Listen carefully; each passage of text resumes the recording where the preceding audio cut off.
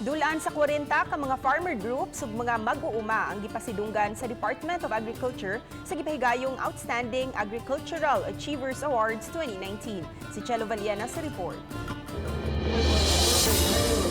Gitag sa tagsa pagtawag ang dulaan sa 40 ka mga awardees nga pasidunggan isip mga Outstanding Agriculture Achievers Awards 2019. Unom kanila mga finalist alang sa national level. Gihulagway ni Attorney Salvador Diputado, Regional Executive Director sa Department of Agriculture sa Riyon 7 nga importante nga masayran ang nahimo sa mga pundok aron mapalambo ang sektor sa agrikultura.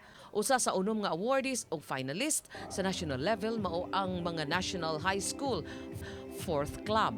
Magsilbi kini silang inspirasyon sa atong mga kabatan-unan nga dili di ay angay ikauwaw ang paghikap sa atong kayutaan. So nakita na ito nga puro social media, but dito sa mangga mo na among ipagkita tulo iko ang balitan. Sa pikas bahin giangko ni diputado nga mas ubos ang produksyon sa bugas humay sa nasod sa Vietnam nga mugasto lang sa 6 pesos matag kilo itandi sa nasod nga mugasto og 12 pesos.